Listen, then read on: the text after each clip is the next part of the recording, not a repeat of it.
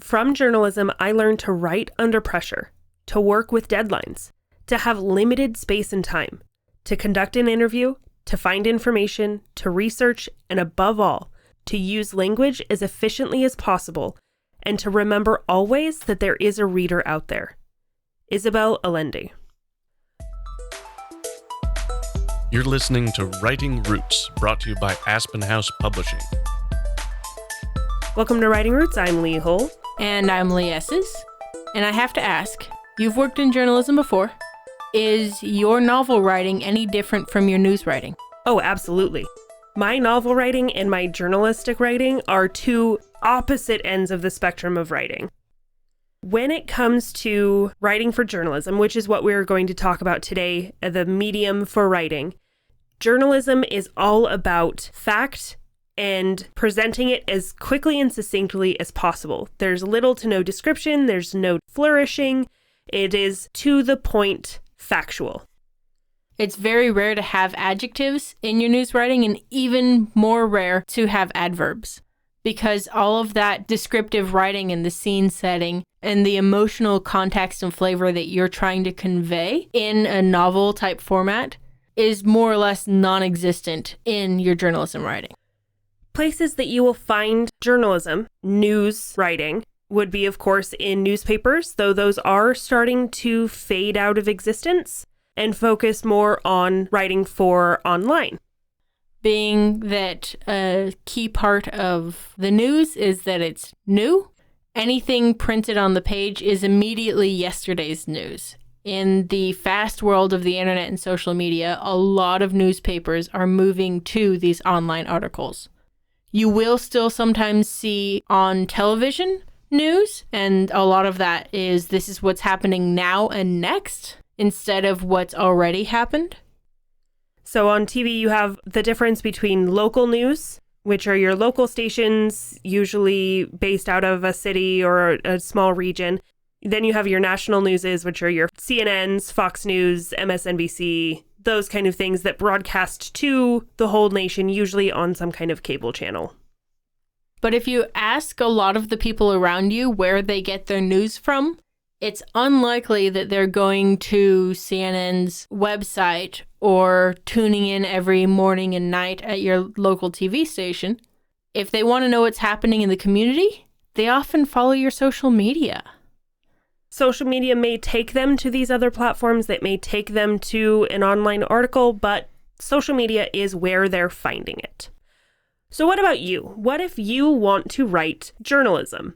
And what makes journalism journalism? Well, first and foremost, it is nonfiction. There's a very small handful of fiction-based journalism, and that's basically all satire. But for the most part, if you are creating content in the context of informing the public about what they need to know, it's going to be the truth. And people are coming to you, depending on you, relying on you as the journalist to convey the truth. When it comes to journalism, the narrative format is not useful. You're not telling a story in chronological order. You are telling a story in order of what is most important.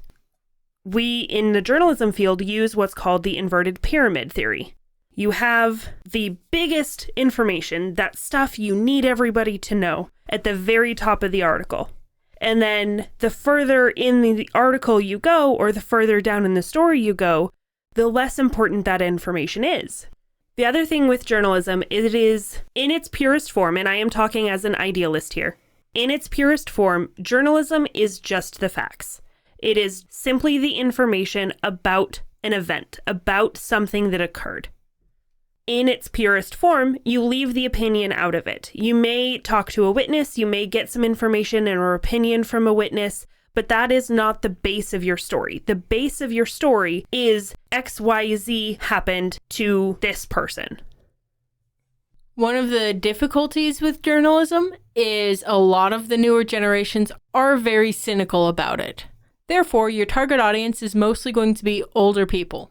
People who are trying to keep track of the world at large. They want to wake up and know that the world is okay.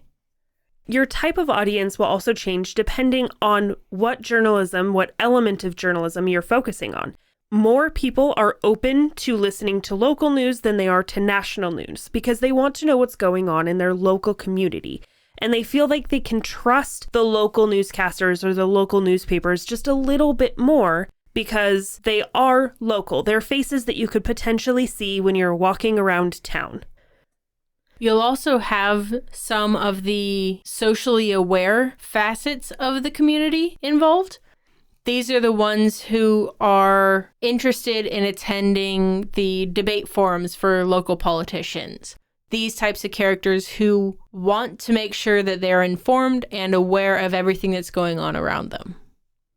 There are a lot of advantages and disadvantages to writing and journalism.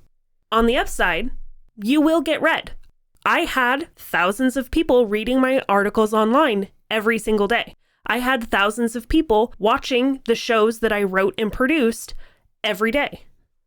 I would also venture to say that both of us have been paid more for our news writing than we have for our novel writing.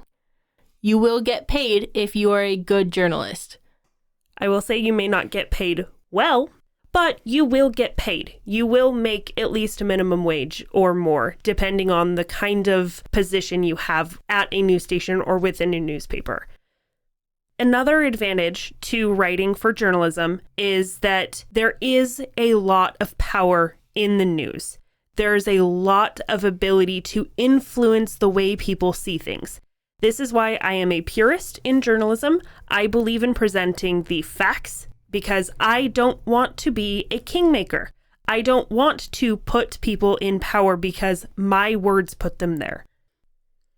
The last big advantage I wanted to touch on this episode is that newspapers and online articles and broadcast television all have a lot of the facets of almost every other medium we're talking about this month.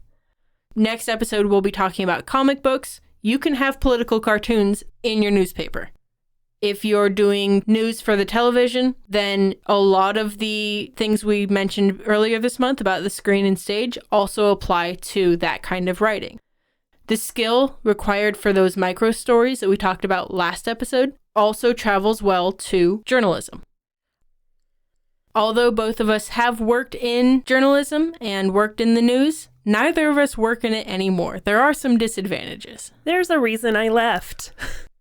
One of the things that is difficult with journalism is that it is difficult to establish that emotional connection with the audience. This changes a little bit if you're an on-the-scene reporter because you do get to go out and connect with the people that you're talking with. You get a little bit more of that personal face-to-face. I was stuck behind a computer all day, which I'm honestly okay with because people, but you don't get that connection like Brandon Sanderson has with his readers, his followers, who have spent more than $30 million to fund 4 secret books that he wrote. Another disadvantage, if you are looking to launch yourself into a career, is unless you're behind the desk in front of a camera, it's really difficult for people to recognize you as the author. People are a lot more focused on the content that you're giving than the author. Nobody knew my name as the person who wrote 75% of what they saw every evening. I was personally okay with that because I knew that going into the business. I knew I wasn't setting out to make a name for myself. I also want to add another disadvantage here, and I am going to border on politicalness here. I'm really going to try to not to. But with journalism comes inherent problems. If you try to go beyond, say, a local level, there are strong influences for bias. People expect certain things from different platforms. People expect Fox News to be more Republican. People expect CNN to be more liberal. And there is a struggle there.